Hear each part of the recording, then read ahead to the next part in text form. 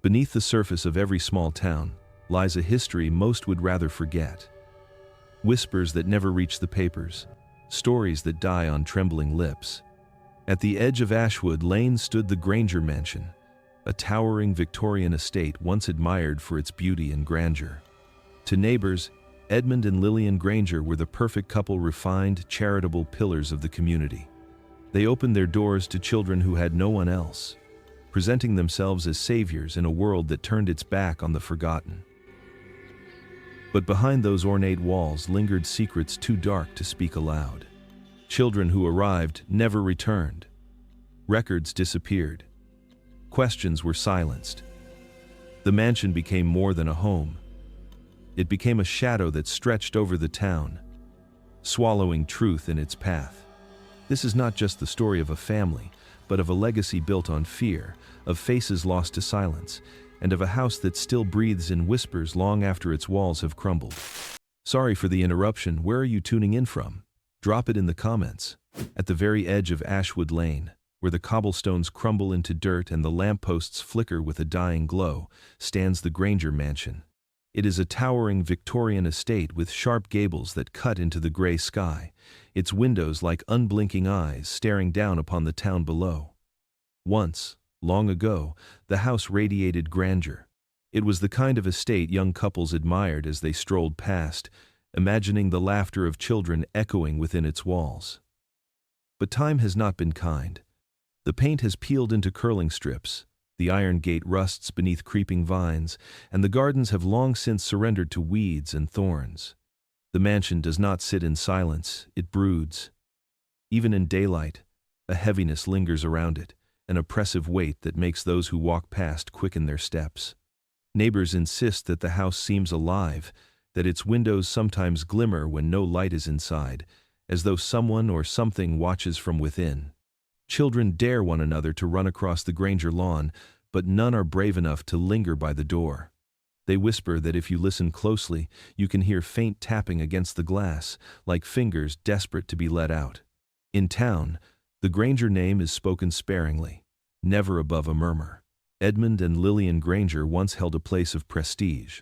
They attended church in fine carriages, donated to schools, and were photographed for charity events. But as years passed, the glamour turned to suspicion. Families noticed that their children were never encouraged to befriend the Granger household.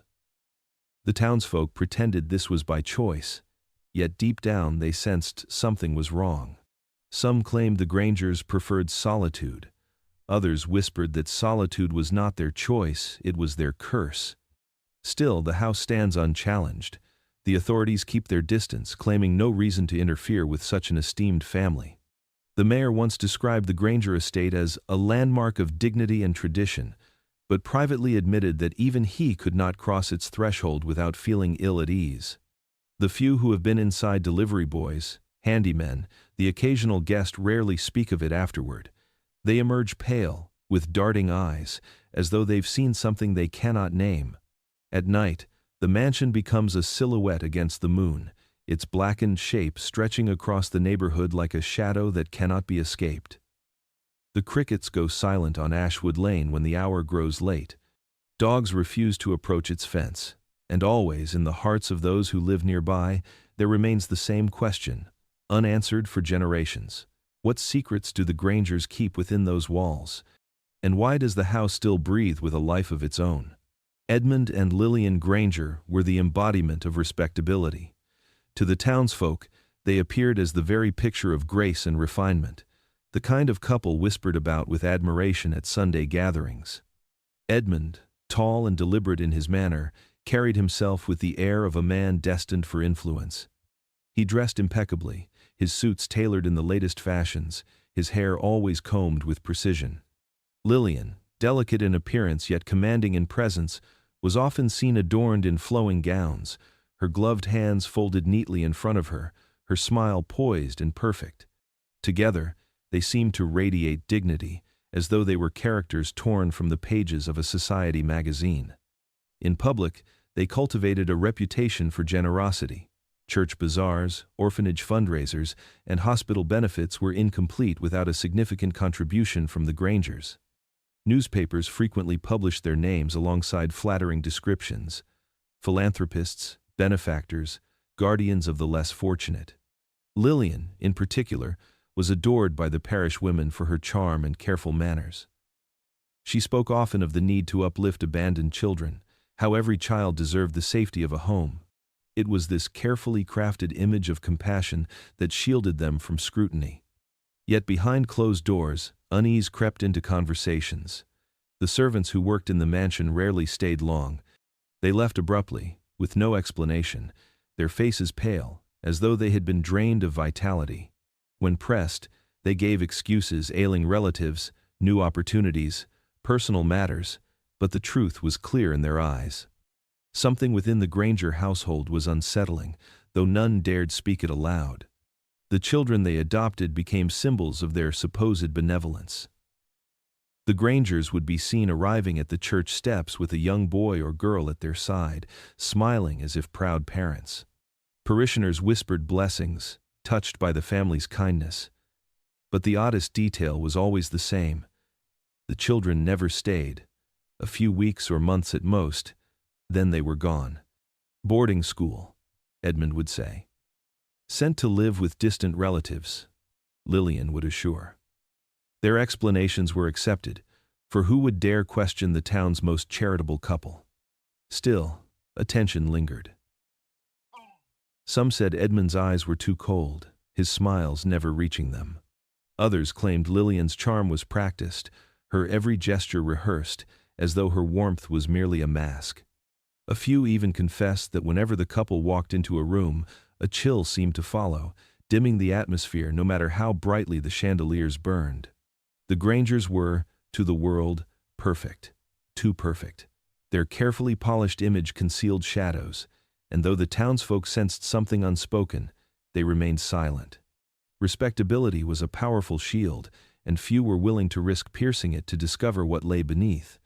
The Grangers had built their lives upon appearances, and for now, appearances were enough to keep suspicion at bay. Henry arrived on a gray afternoon, when the sky hung low and the cobblestones gleamed with the memory of rain. He was 9 years old, a slight boy with hollow cheeks and eyes too large for his face. His hair was unkempt, his coat thin against the lingering chill of spring. A carriage deposited him at the gates of the Granger estate, and those who witnessed it said Edmund himself stepped down to greet the boy. There was no tenderness in the exchange, only a stiff handshake, as though Henry were not a child but a business arrangement. For the first week, the boy appeared in public. Lillian, radiant in her pastel gowns, escorted him to church, holding his small hand in her gloved one. Parishioners whispered with admiration at the sight. "Such kindness," they murmured, "such generosity, to give that poor boy a home." Henry, however, did not radiate gratitude. He remained pale and timid, his gaze drifting to the floorboards, his shoulders hunched as if carrying a weight invisible to all but him.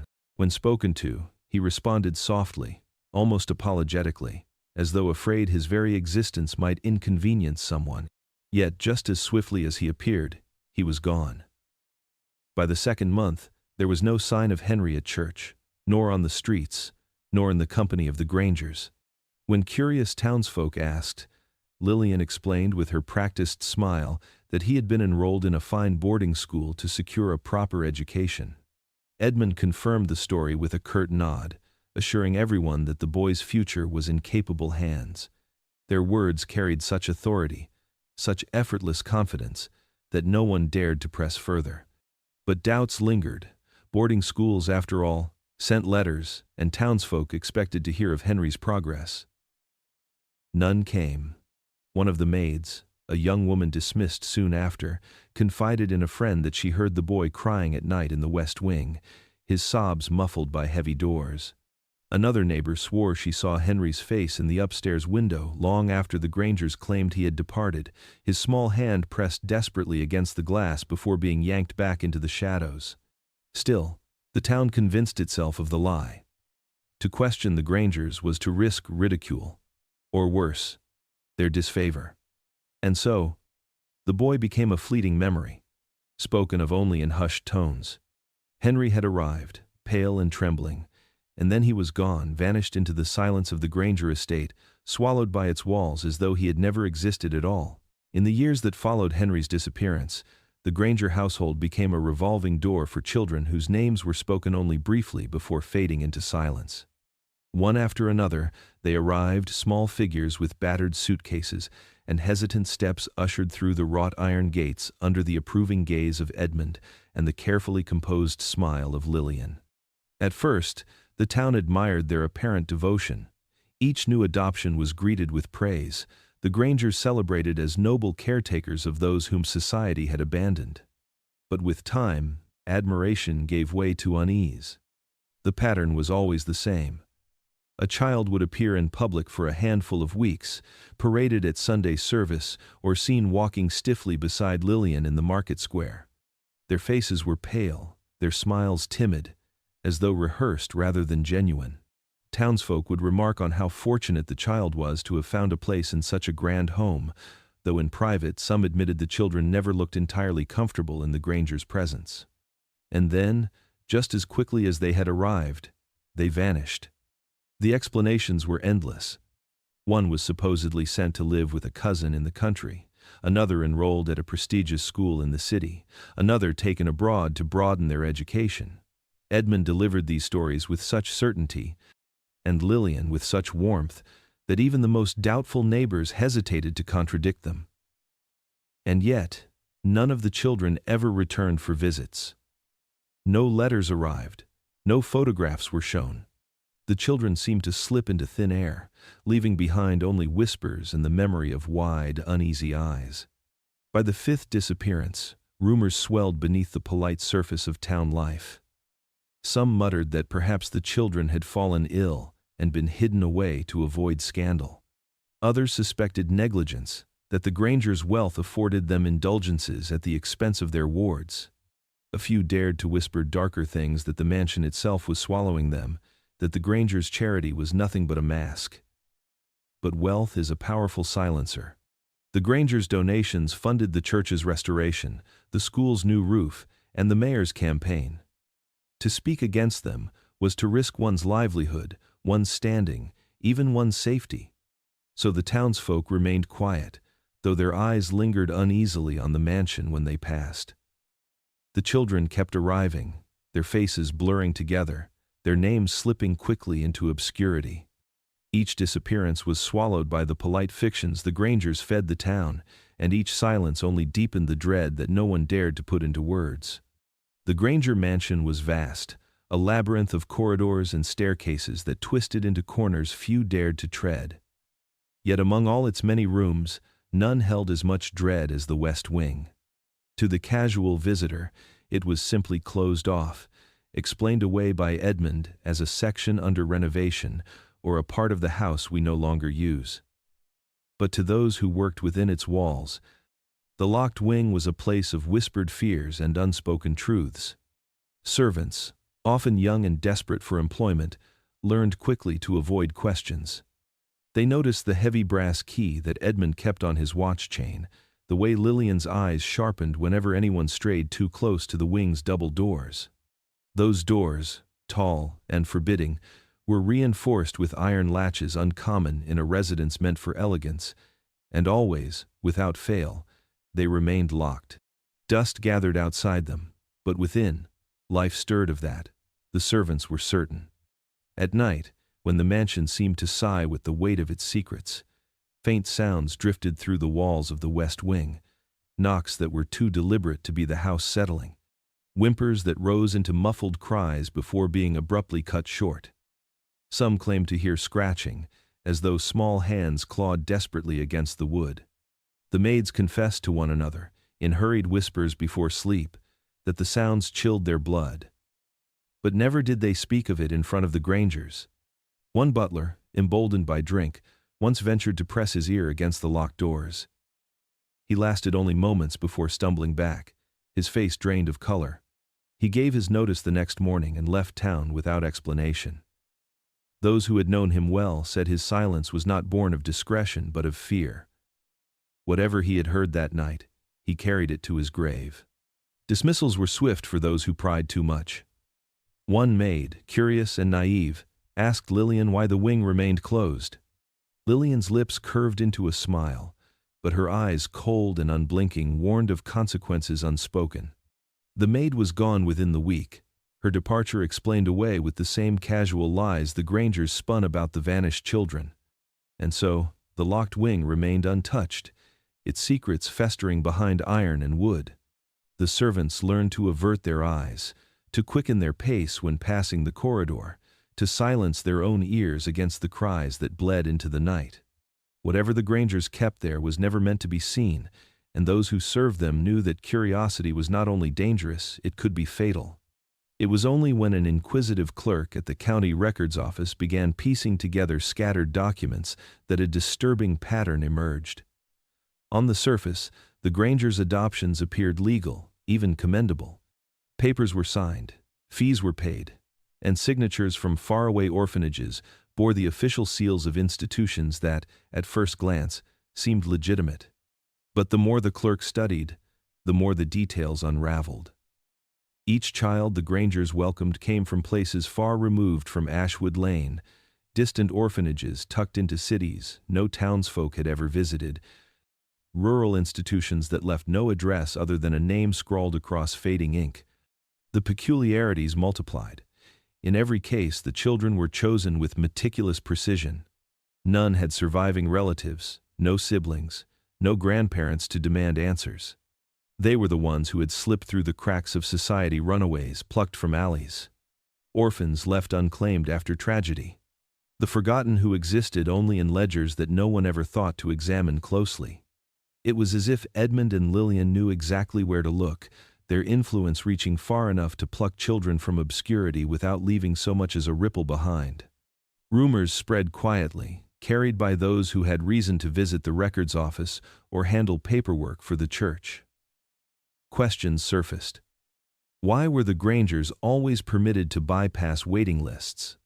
Why were no follow-up reports ever received from the institutions that released these children?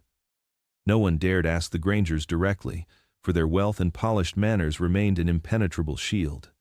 Yet suspicion lingered like a splinter beneath the skin, sharp and festering.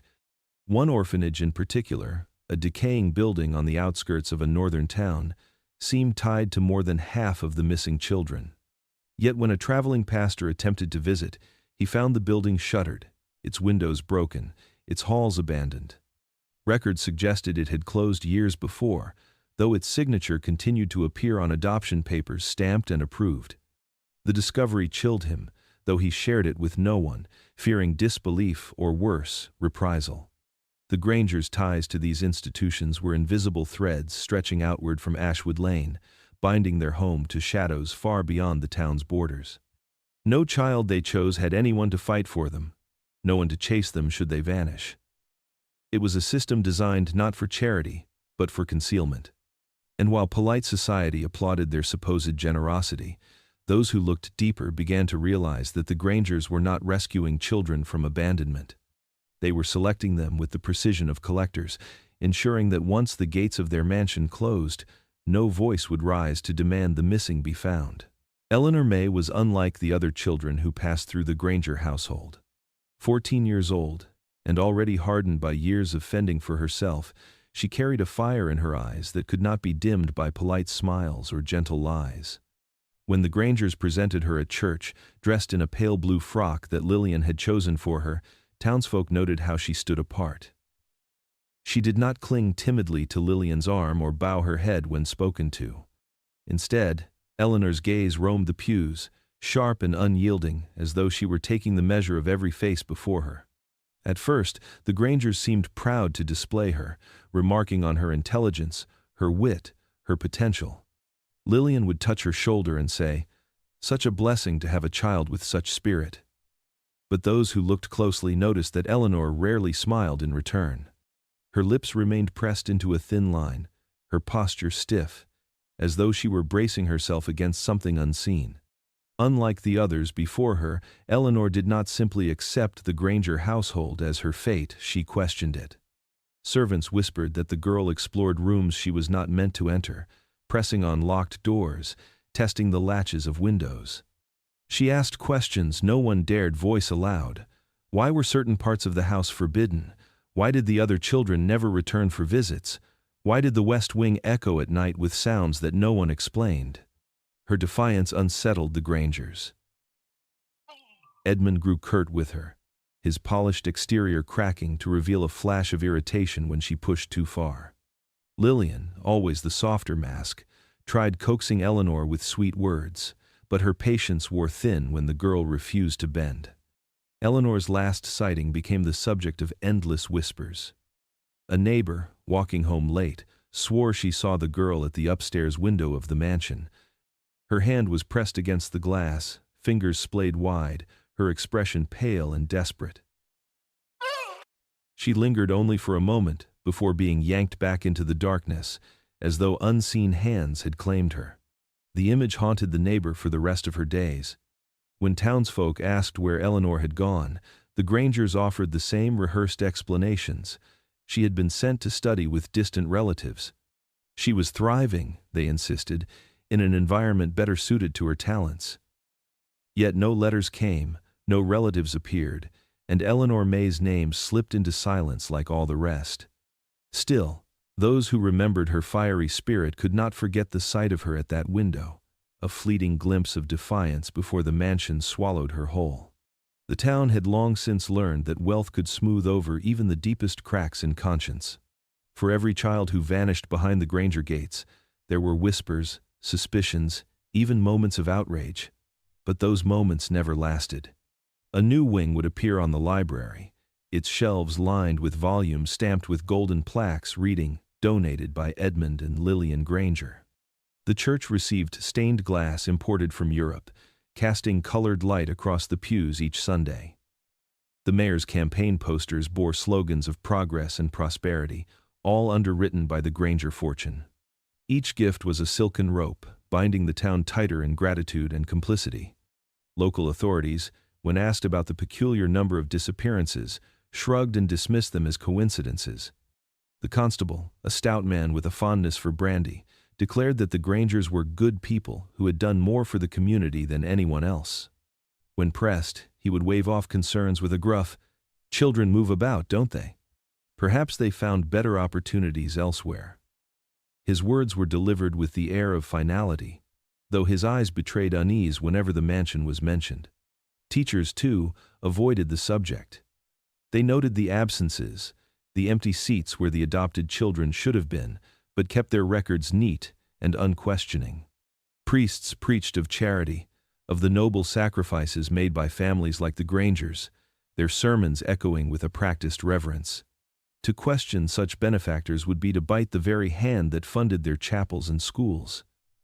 Even the townsfolk who muttered in private knew better than to let their words travel far. One merchant who had spoken too freely found his business suddenly plagued by difficulties, suppliers pulling out, customers vanishing, debts called in. It was said that Edmund Granger never raised his voice, never issued a threat, yet somehow ruin always seemed to follow those who dared to speak against him. And so the silence grew. It was not merely the silence of fear, but of willful blindness. Parents warned their children never to linger near Ashwood Lane, yet they smiled politely whenever Lillian entered their shops, complimenting her fine attire. Men tipped their hats to Edmund on the street, even as they quickened their pace to avoid his gaze. Everyone sensed the rot beneath the Grangers' polished facade, but no one was willing to be the one to tear it open. Time passed, children vanished, and the town carried on. Its streets bustled, its bells rang, its festivals bloomed with music and laughter. Yet beneath it all, there was a hollow echo, a knowledge that something monstrous lurked at the heart of their community. Silence, after all, is not empty. It is heavy. And for the people of the town, that silence was the price of survival. Rumors have a way of growing where truth is absent, and in the case of the Grangers, the silence of adults only fed the imagination of children. At the small brick schoolhouse, where chalk dust hung in the air and the desks bore the etchings of restless hands, whispers of the Granger curse passed from mouth to mouth like contraband. No teacher ever encouraged the talk, yet none could fully stamp it out. The children, too young to know restraint, were not blind. They had noticed how quickly new faces appeared and disappeared. They had counted the empty seats that were never filled again, and in their youthful certainty they shaped these absences into stories. The Granger curse, they said, was what doomed the orphans once they crossed the gates of the mansion. Some claimed the house itself was alive, feeding on the children it trapped within. Others swore that Edmund and Lillian made bargains with spirits, that the children were offerings to something that dwelled in the locked wing. The stories grew wilder with each retelling, but beneath the exaggeration was a kernel of fear that no child could shake. Dares became the currency of bravery. Boys would challenge one another to walk the length of Ashwood Lane after sunset, to touch the rusted iron gate and prove they were not afraid. Girls, giggling nervously, would join in, though their laughter always faltered when they drew too close to the mansion's looming shadow. Those who succeeded returned with tales of strange occurrences, windows glowing faintly though no lamps were lit, curtains shifting as if moved by unseen hands, the faint sound of weeping carried on the night air. One child, bolder than the rest, swore he saw a thin silhouette pressed against an upstairs window. The figure was small, the outline of a child, its face obscured by lace curtains. He described how the shape seemed to linger, unmoving, before slowly raising a hand as though reaching out. He ran before he could see more, his courage evaporating the moment the figure stirred. The others laughed at him, but their laughter was hollow, their eyes betraying the fear they all shared. Though parents scolded their children for speaking of curses and ghosts, none could erase the chill that spread through the schoolyard whenever the Granger name was mentioned.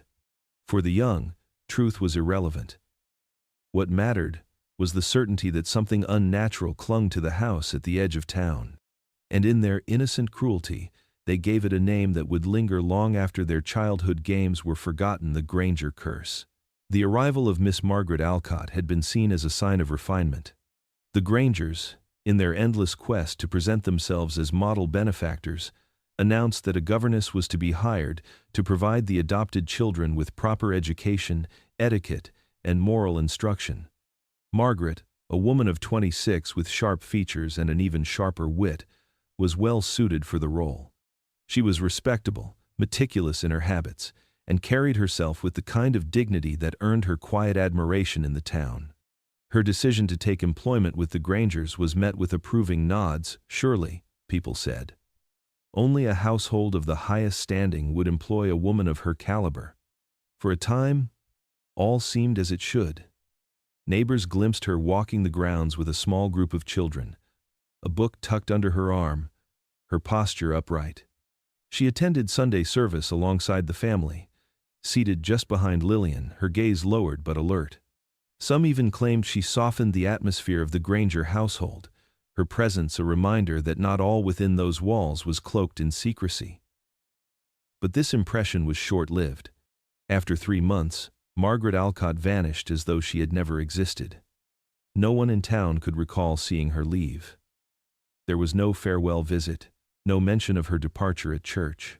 Questions arose cautiously at first: had she fallen ill, perhaps returned to her family? It was then that letters appeared, delivered to her parents in the next county. Written in a careful, polite tone, the letters explained that she had accepted a position abroad, a sudden but exciting opportunity. She assured them she was well and happy, though the words were strangely formal. Margaret's family grew uneasy. They compared the handwriting to her earlier correspondence, and though similar, it was not the same. The loops of her letters, once fluid and distinct, were stiff and deliberate. The phrasing felt foreign, as though mimicking her voice without capturing it. They wrote back, pleading for details, for an address, for anything that might confirm her safety. No reply came. In town, her absence was quietly absorbed into the growing unease that surrounded the Grangers. Those who dared speculate whispered that Margaret had seen too much, that her intelligence and curiosity had led her into rooms she was not meant to enter. Perhaps she had asked the wrong questions, or perhaps she had lingered near the West Wing one night too many. The Grangers, when pressed, offered their serene smiles and repeated the same story. Miss Alcott had found a brighter future overseas. But those who remembered her eyes sharp, unyielding, unwilling to be deceived, knew in their hearts she had not left of her own accord. The house on Ashwood Lane had claimed her, just as it had claimed so many others, and the polite letter was nothing more than another mask in the Grangers' endless performance. The story began with a boy of no more than 16, a wiry figure who earned his meager wages hauling supplies from the market to the grand houses that lined the wealthier streets. One evening, just as dusk was giving way to night, he was sent to the Granger estate with a cart of provisions, flour, wine, and preserved meats. Deliveries to the mansion were not unusual, but that evening he noticed something peculiar. The servants who met him at the gate were tense, their eyes darting nervously toward the darkening sky, as though eager for him to finish and be gone. As the boy lingered with his cart, another wagon arrived. Unlike his, it carried no merchant's insignia, no markings to declare its contents. Two men he had never seen before climbed down, their clothes plain but their faces grim, and they began to unload large wooden crates. The boy, curious by nature, watched as the men heaved the boxes not toward the pantry or kitchen, but to a set of cellar doors at the side of the mansion. It was then that he heard it the sound that would etch itself into his memory. When the crates struck the ground, the noise was wrong. Not the sharp thud of wood against earth, but something heavier, softer, a muted weight that shifted within. The boy's breath caught in his throat as he imagined what might be inside. He dared not speak, dared not move closer, but the sound repeated with each crate, each dull, padded impact followed by the groan of hinges as the cellar doors yawned open to swallow them. One of the strangers caught him watching. Their eyes locked for a moment, and the boy felt a chill coil in his stomach. The man's stare was cold, warning enough without words. A servant quickly shoved a coin into the boy's palm, muttering for him to hurry along, and the gates clanged shut behind him with a finality that made his heart race. When he returned to town, he told his tale in whispers, voice shaking as he described the crates, the sounds, the cellar doors closing on the night. Some scoffed, dismissing it as the overactive imagination of a boy too eager for ghost stories. But others listened closely, their faces pale, for it was not the first time strange wagons had been seen on Ashwood Lane. And the boy's description, the soft, muffled weight within the crates, lingered in their minds long after his words faded. Few dared to speak it aloud, but more than one soul wondered if the Granger's cellar was not a storehouse for goods at all, but a vault for something unspeakable. Something alive once, perhaps, but silenced now beneath the earth. By the late 1922, the tally of vanished children had become too large to dismiss as chance. The names filled quiet conversations in kitchens and taverns: Henry, Clara, James, Eleanor, and so many others whose faces flickered only briefly in memory before being swallowed by the silence that always followed. Families who might have once believed the Grangers to be benevolent patrons of the town now regarded them with wary glances, though never openly. The fear of speaking aloud what everyone sensed had become a law unto itself. Still, the count grew. Children with no kin, no protectors, continued to find their way into the Granger home. Orphanages from distant counties sent them, delighted that someone of such wealth would take the burden off their books. Each child arrived with faint hope, often spotted at church or on the manicured lawns in the days that followed, before fading into absence as predictably as the sun setting each night. One week a boy's laugh could be heard near the stables. The next there was nothing but the clip of horses' hooves and the whistle of wind. By now, suspicions had hardened into something darker. Neighbors marked the dates on calendars, quietly tracing the pattern. Each arrival, each disappearance, always following the same rhythm. The realization bred unease, but without proof there was nothing to offer the law. And the law, crippled by bribes and gifts, had no appetite for accusations that could not be substantiated. The constable, once pressed by a particularly bold shopkeeper, retorted that no crime could exist without evidence. "Where are the bodies?" he asked, his voice weary. No one could answer. It was that absence, the lack of anything tangible, that proved the Grangers' greatest defense. Without graves, without remains, without so much as a scrap of cloth to point toward foul play. The rumors remained exactly that, rumors. Judges dismissed the whispers as hysteria, the mayor rolled his eyes at ghost stories, and the newspapers politely declined to print anything but the Grangers' charitable works. Yet in the shadows of the town the truth weighed heavily. Parents clutched their children more tightly at night, forbidding them from wandering too close to Ashwood Lane. Servants who had once worked within the mansion kept their silence but bore haunted expressions, as if they carried knowledge too terrible to share. And always, in the distance, the mansion stood as it always had, its windows reflecting the light of the moon, its iron gates gleaming like the bars of a cage. By the decade's end, the number of missing children whispered to nearly 24, a staggering count, enough to stain the conscience of any town. Yet still, the Grangers moved freely among polite society, untouchable behind their wealth and charm, while the law remained bound by its own impotence. The disappearances multiplied, and with them, the unspoken dread that no one was safe, so long as the house on Ashwood Lane continued to draw breath. When Margaret Hensley arrived in town, she did not come quietly. Barely 30, with sharp eyes and a reputation for refusing to be intimidated, she carried herself with the kind of conviction that unsettled men twice her age.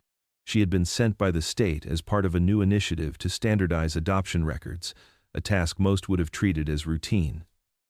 But Margaret was not most. She had spent years uncovering irregularities in institutions others preferred to overlook, and when she heard whispers of the Grangers' unusually long list of wards, she sharpened her focus. Her first impression of Ashwood Lane was the mansion itself, vast, imposing, with its windows shuttered like watchful eyes. Margaret stood at the iron gate longer than she needed to, studying the structure, her instincts already stirring. The Grangers received her with their customary warmth, Lillian all smiles and gracious tones, Edmund polished and reserved.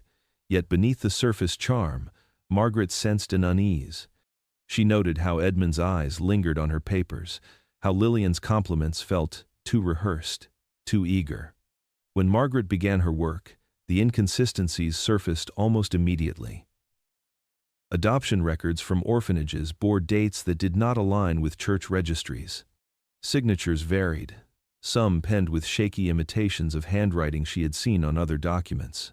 Children were listed as transferred to schools that did not exist, or as living with distant relatives whose names could not be traced to any census. In some cases, the records contradicted themselves outright. One child recorded as both alive and deceased within the same year. Margaret compiled her findings with meticulous care, her notes filling ledger after ledger. She spoke with townsfolk, carefully, gently, knowing that fear had sealed many lips. Some broke under her steady gaze, confessing what they had seen: figures at windows, strange crates in the night. The muffled cries from the west wing. Others refused, shaking their heads, muttering that it was best not to meddle. Still, she persisted, her resolve only hardening as the picture darkened. What troubled her most was not just the irregularities, but the sheer scope of them. This was no sloppy record-keeping, no clerical oversight. It was deliberate. Each falsified signature, each altered date, was a brick in the wall the Grangers had built to conceal their trail. Margaret recognized the pattern. Erasure. The children had been made ghosts on paper long before they disappeared in life. And though she had only just arrived, she knew she was in danger. Walking the streets, she felt eyes on her. Entering the inn at night, she noticed conversations hush when she stepped inside. Yet the thought of retreat never crossed her mind. Margaret Hensley had found something monstrous buried in the heart of this quiet town, and she intended to drag it, thrashing, into the light. The invitation arrived on crisp ivory paper, sealed with wax and scented faintly of lavender. Margaret recognized the handwriting as Lillian Granger's flourished, careful, almost ostentatious. The note was cordial, even flattering. The Grangers wished to thank her for her service to the town and hoped she would join them for dinner at Ashwood Lane. To any other newcomer, it would have seemed a gesture of welcome, the sort of social courtesy the Grangers were known for. To Margaret, it felt like a summons. She considered declining. Her instincts warned her that the Grangers had taken note of her probing, and the timing of the invitation was too precise to be coincidence. But she also knew that to refuse would be to raise suspicion. And so, with her usual composure, she wrote back a gracious acceptance. The night of the dinner was cool and windless, the mansion looming even larger under the glow of lanterns along its gates. Margaret arrived in a modest navy dress, her notebook left behind, though her mind remained sharp and ready. She was ushered inside by a silent servant and led to a dining hall bathed in golden candlelight. The table was laid with polished silver porcelain plates painted with delicate roses, and crystal glasses that caught the light like captured stars. Edmund greeted her warmly, his charm effortless as ever, and Lillian followed with a smile that seemed to stretch too wide. They spoke of society, of the church, of Margaret's work, their voices smooth and practiced. Yet beneath the surface pleasantries, Margaret felt the weight of performance, as though every word had been rehearsed in advance. The food was exquisite, each course arriving with theatrical flourish: roast pheasant, glazed carrots, custard thick with vanilla. Margaret complimented the meal, but her attention was fixed elsewhere. She noticed that Edmund never asked her a direct question, instead circling conversations like a hunter stalking prey. And Lillian never looked away. Her eyes, pale and unblinking, followed Margaret with unnerving intensity. Even when she smiled or reached for her glass, her gaze clung as if trying to peel back Margaret's skin to see what lay beneath. At one point, Margaret felt compelled to break the silence between them. "You must be very proud of your children," she said evenly, watching carefully for their reaction. Edmund's fork paused mid-air, and Lillian's smile faltered for only a heartbeat before resuming, brighter than before. "They are blessings," she replied, her voice too sweet, too sharp, as though daring Margaret to press further. The dinner ended without incident, polite conversation carrying them to the final toast. Yet, as Margaret stepped out into the night air, the heavy doors closing behind her, she felt the lingering heat of Lillian's stare. It clung to her skin like a hand that refused to release its grip. Margaret knew, with a certainty that chilled her, that the Grangers were aware of her suspicions. The dinner had not been a courtesy, it had been a warning. Margaret waited until the household was deep in slumber before she moved. The memory of the dinner still pressed heavily on her chest, the sweetness of the Grangers' words laced with venom she could almost taste. She knew then that her investigation had shifted into dangerous territory. No longer was she an anonymous social worker quietly reviewing papers. She had drawn their attention, and their eyes now followed her as closely as she followed theirs. But fear had never been enough to stop her. On her second night in the mansion, under the guise of reviewing adoption records in the library, Margaret slipped away. She had memorized the route from the main hall, where the candlelight glowed warm and inviting, to the shadowed west wing that the servants seemed to avoid. The corridor was silent, the rugs muffling her footsteps, the air colder than the rest of the house. The doors here were heavier, darker in their wood, and most were locked. She carried no lantern, only a small matchbox, striking one flame at a time to guide her path. At the end of the corridor, she found a door slightly ajar. Beyond it stretched a gallery unlike any she had ever seen. Her breath caught in her throat as she stepped inside. The room was vast, its ceiling lost in shadow, its walls lined with portraits hung in perfect rows. The air smelled faintly of oil and varnish, and the candlelight flickered across the painted faces of children, dozens of them. Each portrait was rendered with exquisite detail, the kind of painstaking artistry reserved for nobility. The children sat stiffly in carved chairs, their eyes unnervingly lifelike, their expressions muted but haunting. Some were dressed in Sunday best, others in plain clothes, but every canvas carried the same oppressive silence, as if the subjects had been captured against their will. Margaret's stomach twisted as she realized what she was seeing. These were not the children of town memory. None of their faces matched those of families she had interviewed, nor the brief glimpses she had confirmed at church. These were children erased from existence, immortalized only in paint, staring back at her with eyes that seemed to plead for recognition. She moved from frame to frame, her fingers trembling as they hovered just short of the canvases. Beneath each portrait, a small brass plaque bore a name: Henry, Clara, James, Eleanor. The names matched the records she had studied, the very same children who had gone on to boarding schools or been sent abroad. Here they were, not thriving, not living, but preserved in eerie silence. One portrait in particular made her stop. Eleanor May. The artist had captured her perfectly, the sharp defiance in her gaze, the stubborn tilt of her chin. Yet even in paint there was something tragic, as though Eleanor knew she was being consigned to this fate, her likeness sealed while her body was swallowed by the house. Margaret could not look away. The weight of the gallery pressed down on her chest, suffocating in its quiet. The Grangers had not merely hidden their crimes, they had curated them, transforming vanished children into trophies. It was not erasure at all, but a twisted preservation, a grotesque collection masked as art. A floorboard creaked in the distance. Margaret froze, the flame of her match guttering. For a moment, the painted eyes around her seemed to stir, alive with silent warning. She quickly slipped back into the corridor, her heart pounding, leaving behind the cold, painted children who stared eternally from their gilded frames. As she returned to her quarters, she knew she had uncovered proof no one could ignore, if only she could bring it to light. But she also knew something else.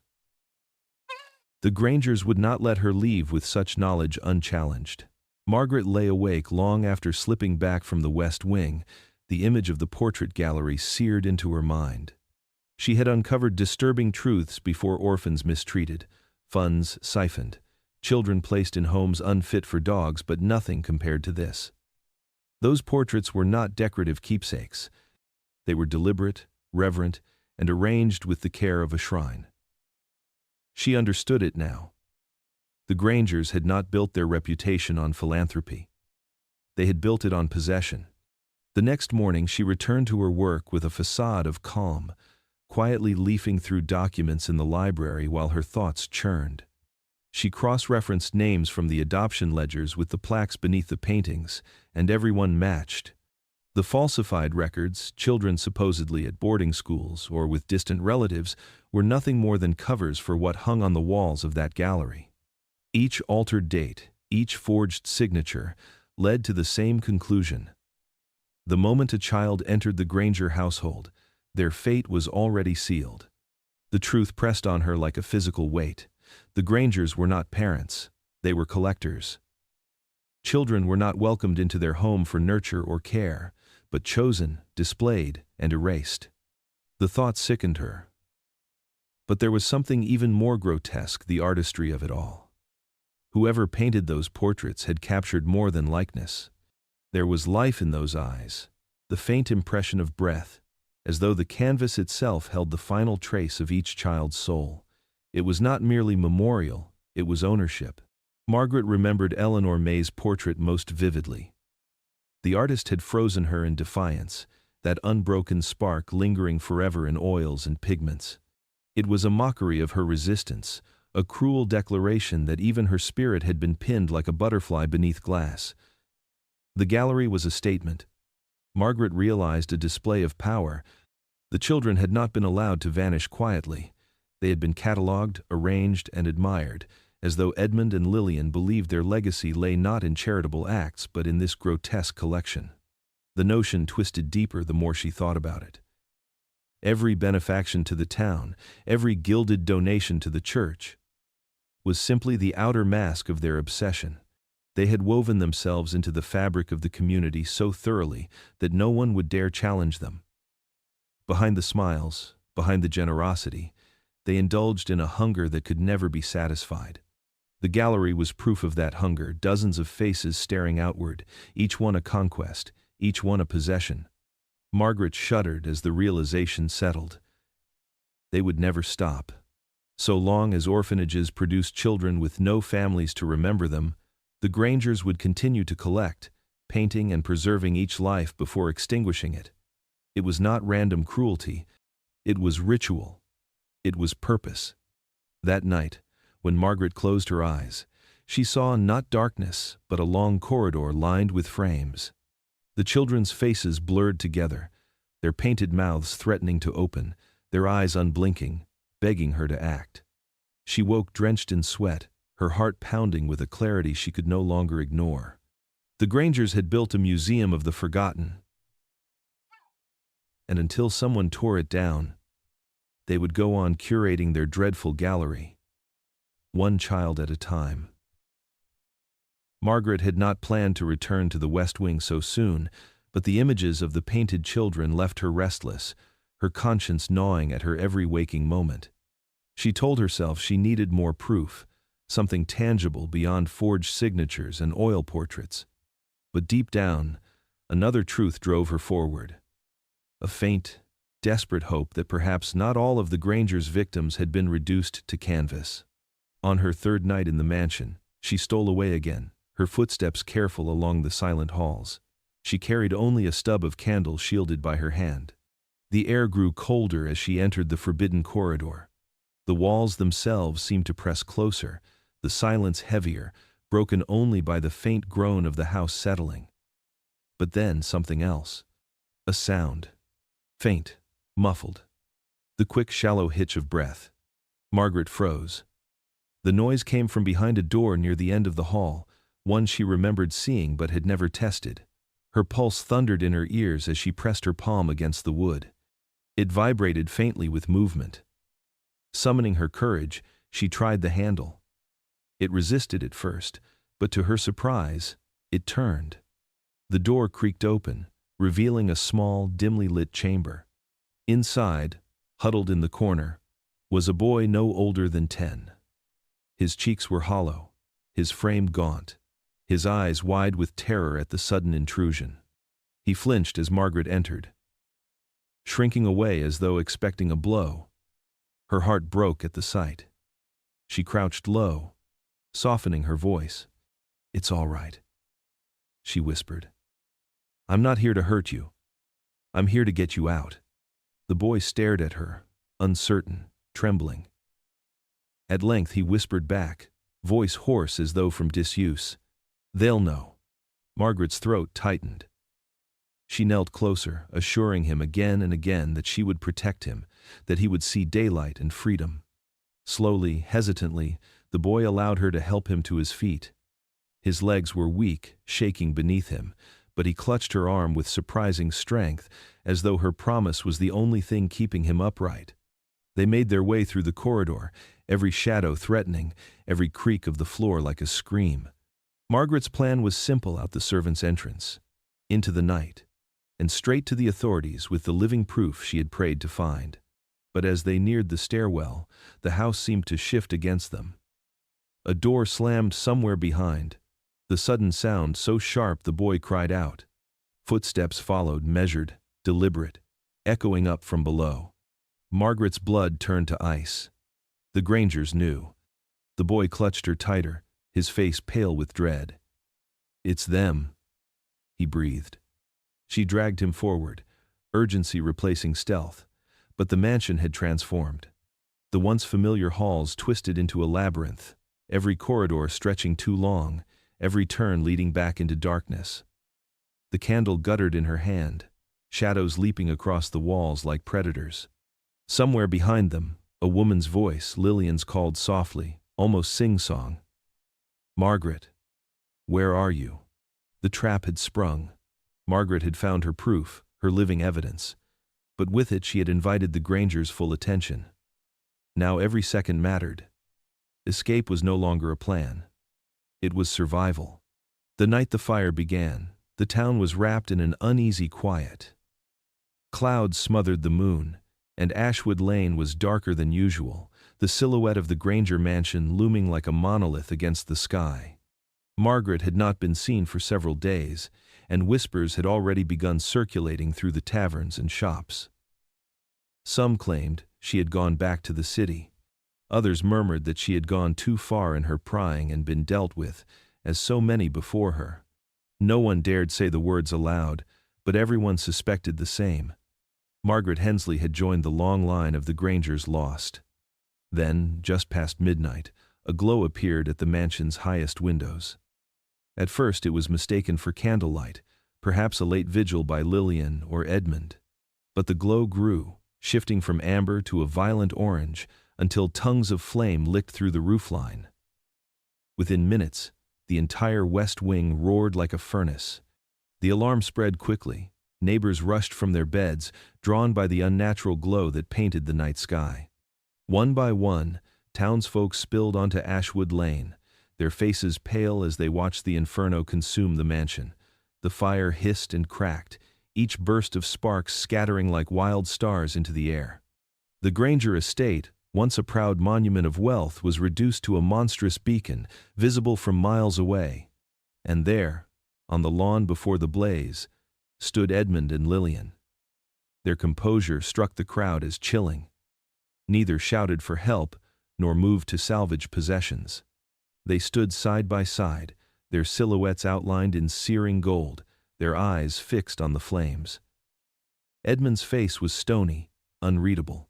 Lillian's lips curled into something between a smile and a grimace, as though the fire reflected not tragedy but inevitability. The crowd hesitated. Some cried out to summon the fire brigade. Others scrambled with buckets from the well, but a strange paralysis gripped many. It felt sacrilegious, almost dangerous to intervene. The Grangers made no request, offered no plea.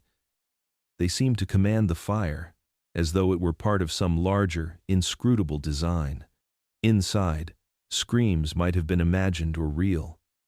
Several onlookers swore they heard voices, high-pitched and frantic, carried on the crackle of burning timber. Others shook their heads, insisting it was only the sound of the blaze itself. Yet, when a window shattered in the locked west wing, some claimed to see a small, pale hand slam against the glass before vanishing into smoke. The fire raged for hours. The brigade arrived too late, their hoses pitiful against the inferno's appetite. By dawn, the mansion had collapsed into a skeletal husk, its grand spires reduced to smoldering beams. The once immaculate gardens were scorched black, the iron gates twisted and warped by heat. Through it all, Edmund and Lillian remained. Neighbors whispered that they never moved from the lawn, never flinched as their legacy burned. When asked later why they hadn't tried to save their home, Edmund reportedly replied, "It was time."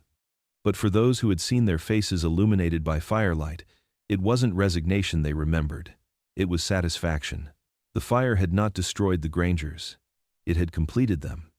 When dawn broke over Ashwood Lane, the fire had already done its merciless work. The Granger mansion stood as little more than a blackened skeleton, its spires collapsed, its once ornate balconies now jagged teeth of char and ash. The townspeople gathered in uneasy clusters at the edges of the smoldering ruin, their faces pale, their eyes wide with the horror of what they had witnessed the night before. The air reeked of smoke and wet cinders, heavy and clinging, as though the fire had seeped into the very bones of the town. What unsettled them most was not the destruction itself, but the absence. Edmund and Lillian Granger, who had stood on the lawn watching the inferno consume their legacy, were nowhere to be found. No bodies were recovered in the ashes, no remnants of clothing or jewelry, nothing to confirm that the couple had perished alongside their home. The fire brigade scoured the ruins, their boots crunching over brittle beams and collapsed masonry. But their search yielded only fragments: a scorched teacup, a melted pocket watch, an unrecognizable bundle of warped silver. Of the Grangers themselves, nothing. At first, some clung to the belief that they had fled in the chaos, slipping away while the town was distracted by the fire. Yet others, recalling their unnerving composure as the mansion burned, whispered of darker possibilities. "They didn't escape," one woman muttered to her neighbor. "They meant for this to happen." A man swore he had seen them step into the smoke just before the roof collapsed, their figures swallowed whole, not panicked but deliberate, as though they had chosen the flames as their final stage. Rumors multiplied like sparks from the blaze. Some claimed the Grangers had faked their deaths, their fortune hidden away to fund a quiet life elsewhere, far from the suspicions festering in town. Others suggested they had perished, but their bodies had been consumed so completely that no trace remained. Still others believed neither escape nor death explained it. The Grangers, they said, had always trafficked in shadows, and shadows had finally claimed them. The sheriff, pressed by the townsfolk for answers, issued only vague statements.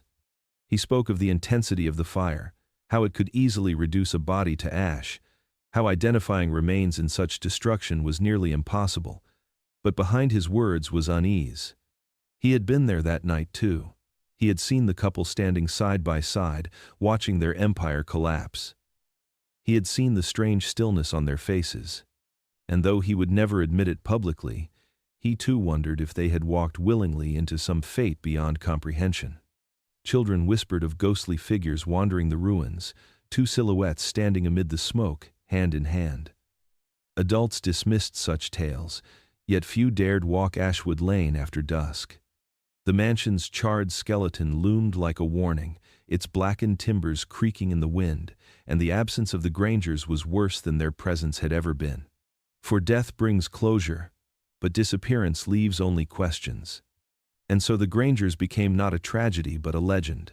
No graves were dug, no funerals held. The town carried on with its silence, but now it was haunted silence, heavy with the knowledge that Edmund and Lillian had not merely vanished. They had left behind a void, one that no amount of time or distance could fill. Decades passed, yet the ruins of the Granger mansion remained, a blackened husk crouched at the edge of Ashwood Lane. Vines clawed their way up the scorched walls, trees bent their branches over the wreck, and the wind carried soot that never seemed to settle. No one rebuilt on the land. No one dared. The foundation itself was seen as cursed, its stones steeped in too much silence, too much grief. Children grew into adults, moved away, started new lives, but when they returned to visit family, their eyes always drifted back to the charred silhouette looming against the horizon, as if waiting for the house to exhale its secrets. The Granger name, once polished in the society pages, survived only as a warning. Parents used it to hush unruly children. Behave, or the Grangers will take you. Teenagers dared each other to walk up the lane at night, to step onto the cracked flagstones where the grand gates once stood. Most turned back before reaching the ruins, frightened not by what they saw but by what they heard. The wind, slipping through broken windows and hollow beams, often carried sounds that were too sharp, too playful to be explained. Some swore they heard the laughter of children, thin, fleeting, echoing across the grounds as if from another time. Others claimed to hear knocks from deep beneath the earth, faint as though muffled by soil, like hands trying to reach the surface. Local legends multiplied. One tale told of a boy who vanished after boasting he would spend a night in the ruins. Another insisted that a woman in white could be seen watching from the windowless frame of the west wing, her hand raised against the air, just as Eleanor May had once stood against the glass. Ghost stories became part of the town's identity, passed from generation to generation, growing with each telling. Yet beneath the embellishment, a raw, unspoken fear persisted that the stories were not invention but memory, echoes of crimes never unearthed. The ruins themselves became a kind of monument. No official plaque marked the spot. No history book recounted the Grangers' deeds. Yet every person in town carried the story. The fire, the vanishing, the children who never returned, all of it wove into the collective memory, as real and undeniable as the cracked stones on the lawn. Some avoided Ashwood Lane entirely, unwilling to feel the weight that pressed upon anyone who lingered too long near the wreckage. Others were drawn to it, compelled to stand at its edges and listen, hoping to catch even a fragment of the whispers carried on the breeze. It was said that if you stood at the ruins on a still night, when the air was cold and the moon hidden, you could hear not only laughter but names softly spoken, faint as breath. Names no one alive remembered, yet each spoken with aching clarity. The children had not been erased after all. Their presence lingered, stitched into the timbers, the ashes, the very soil. And as for Edmund and Lillian Granger, they became shadows, myths rather than people. Some swore they still walked the grounds together, their outlines glowing faintly in the fire's reflection that no longer burned. Others claimed they never left the house at all, that they had simply merged with it, becoming part of the ruin, guardians of their terrible collection. What endured most, however, was not their wealth, not their name, not even the mansion itself, but the fear. The fear that behind smiles and generosity can hide something monstrous. The fear that children's laughter might mask a cry for help. And the fear that some evils never end, only wait, preserved in ruin and memory, until the next unwary soul dares to listen too closely. The Grangers were gone. Yet their legacy remained, etched not in stone, but in silence and in fear.